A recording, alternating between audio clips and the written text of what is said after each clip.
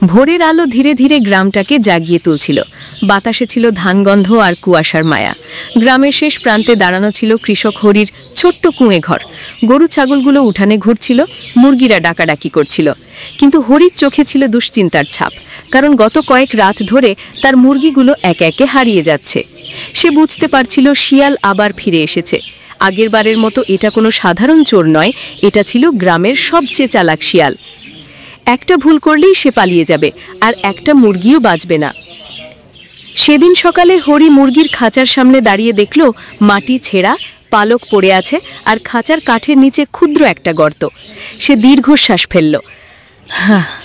কাল রাতেও এসেছে, আজ যদি আবার আসে, এবার আমি ধরবই, নিজের মনে বলল সে। তার ছেলে ছোট্ট রাজু পাশে এসে দাঁড়ালো। বাবা, যদি শিয়ালটা ধরা না পড়ে? হরি হেসে মাথায় হাত বুলিয়ে বলল, চালাক শিয়ালের বিরুদ্ধে চালাকি দিয়েই জিততে হয়।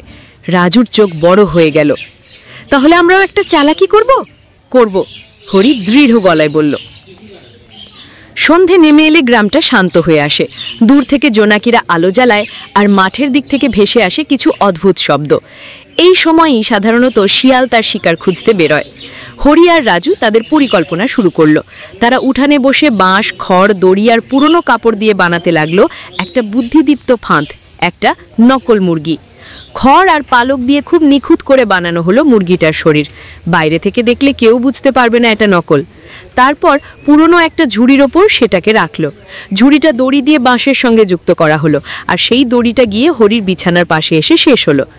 রাজু অবাক হয়ে জিজ্ঞেস করলো, বাবা, শিয়ালকে এটার ওপরেই ঝাঁপ দেবে? হরি হেসে বলল, হ্যাঁ রাজু, কারণ চালাক শিয়ালের মাথা খারাপ, কিন্তু পেট খুব বুদ্ধিমান। খাবার দেখলেই লাফ দেবে। আর তখনই হরি দড়িটা টেনে দেখালো। ঝুড়ি শব্দ করে নেমে এলো। রাজু উত্তেজনায় লাফ দিল। ওরে বাবা, এটা দারুণ কাজ করবে।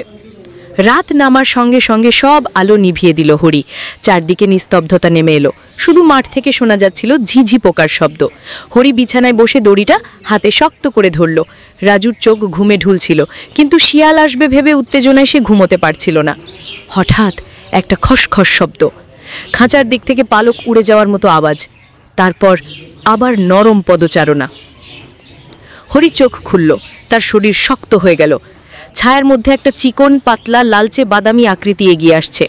চাঁদের আলোয় শিয়ালের চোখ দুটো দুটো জলজাল করছিল। এটা গ্রামের সেই চালাক শিয়ালি। সে খুব ধীরে ধীরে নকল মুরগিটার চারদিকে ঘুরতে লাগলো, শুকে দেখল। তারপর কানের কাছে নরম শব্দ করলো, যেন বুঝতে চাইছে আসল নাকি নকল। শিয়ালটি খুব অভিজ্ঞ, সোজা হামলা না করে আগে পরীক্ষা করছিল। হরি দড়িটা ধরে অপেক্ষা করছিল সঠিক মুহূর্তটির জন্য। রাজু শ্বাসও নিতে পারছিল না। কয়েক সেকেন্ড চুপচাপ দাঁড়িয়ে থাকার পর শিয়াল হঠাৎ লাফ দিল, সরাসরি নকল মুরগির ওপর। এক মুহূর্তেই হরি দড়িটা টেনে দিল। ঝুড়ি ধপ করে নিচে নেমে শিয়ালটাকে আটকে ফেলল। শিয়াল তরপাতে লাগলো, লাথি মারলো, শব্দ করলো, কিন্তু কোনো লাভ হলো না। রাজু খুশিতে লাফিয়ে উঠল, ধরা ধরা, শিয়াল ধরা! হরি বাইরে বের হয়ে ঝুড়ির ওপরে পাথর দিয়ে ভারী করে দিল। তারপর বলল, চালাকি দিয়ে ধরেছি, কিন্তু মারবো না, জঙ্গলে ছেড়ে দেব, যাতে আর কখনো গ্রামে না আসে। রাজু মাথা নাড়ল। হ্যাঁ বাবা, ওকেও বাঁচার সুযোগ দেওয়া উচিত। পরদিন ভোরে হরি আর রাজু ঝুড়ি নিয়ে গ্রামের বাইরে জঙ্গলের দিকে রওনা হলো।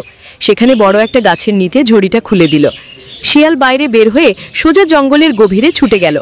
যাওয়ার আগে একবার ফিরে তাকালো, যেন বুঝতে পারল এই কৃষক আর তার ছেলে তাকে মেরেনি, শুধু শিক্ষা দিয়েছে। হরি রাজুর মাথায় হাত রেখে বলল, চালাকির জবাব চালাকি দিয়েই দিতে হয়, কিন্তু দয়া ভুলে গেলে মানুষ কিছুই থাকে না। রাজু হাসল। আজ আমরা জিতেছি বাবা। হরি জবাব দিল, না রাজু, আজ বুদ্ধি আর দয়া জিতেছে। এভাবেই চালাক শিয়াল শিক্ষা পেল, আর গ্রামটা ফিরে পেল শান্তি।